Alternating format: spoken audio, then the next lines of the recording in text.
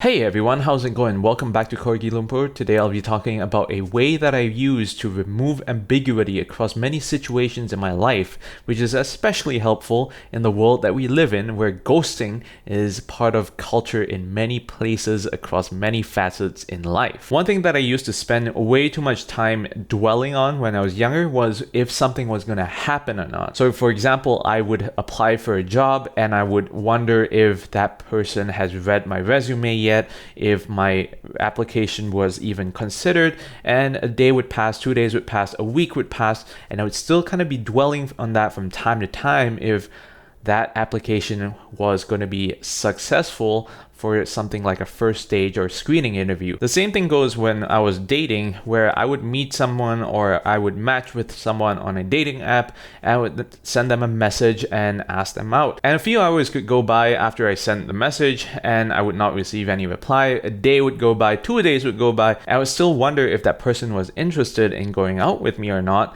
And I would start thinking about things like, oh, maybe that person is busy with their job, maybe they haven't seen the message yet, maybe they've seen the message but they got distracted by something else, and maybe that's the reason why they haven't replied in the last day, and maybe I should wait for another few hours. And then another few hours would go by and I would be thinking the same thing, and I would start to wonder as more time passed by if I said something wrong. I would kind of go back and reflect on those moments and I would start thinking, and it would be especially bad if I thought that I had a good interaction with them and I thought that we had a good time communicating at first, and I would start wondering like, wow, maybe that person actually didn't enjoy hanging out or speaking with me as much as I had assumed that they were in the first place. And I would waste a lot of time and energy just kind of thinking about all these possibilities and permutations as to whether that person actually was legitimately interested or if they were faking it. And then I would start thinking about, wow, they're such a fake person if they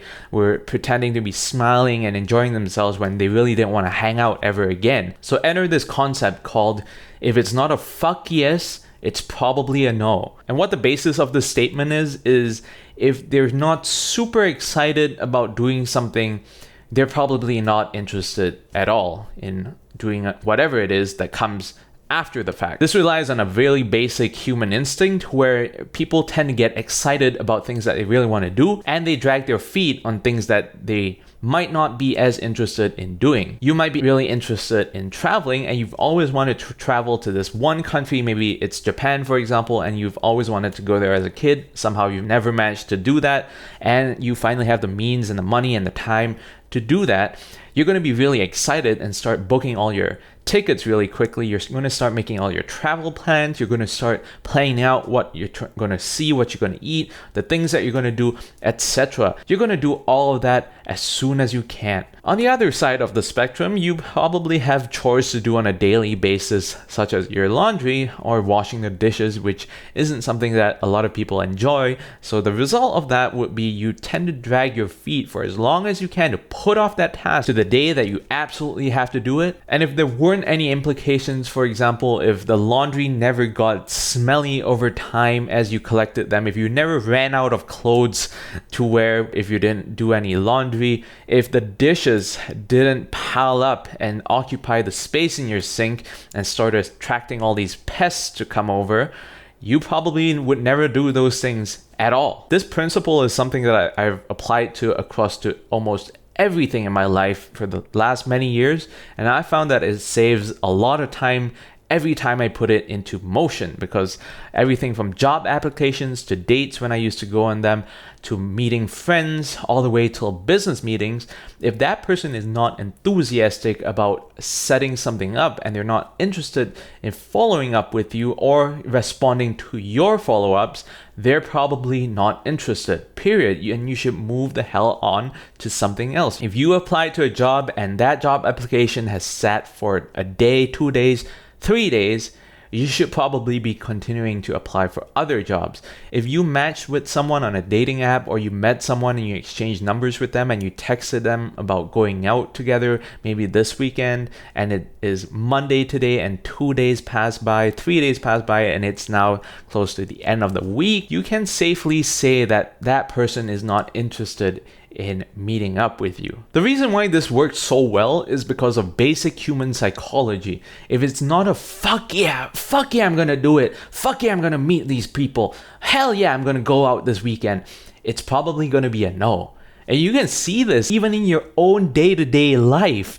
If you wake up during the weekend and you have plans for the rest of the day to go out and have fun, from sports to hang out with friends to trying a new restaurant, whatever it is that your hobbies are, you're going to be excited the moment you wake up. But imagine if it's a weekday and you have to be at the office, at work, working for a company that, let's face it, a lot of people don't enjoy doing.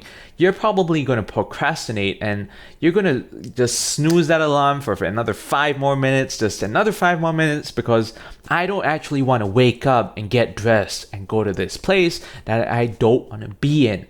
Take this concept over here, scale it out to every single aspect of your life, and you'll save a lot of time, effort, and energy. Stop dedicating your mental resources to people who don't care about you, people who don't care about your job application, people who don't care to go out with you on a date, people who don't care about meeting with you for social or business reasons. I used to be a victim of this time and energy wastage, and this is one of the ways that I got out of it. I know this is a short video, but it's short and sweet, straight to the point, and I hope you learned something and take away a lot of time savings by applying this advice to your life as well. Until the next video, take care, goodbye.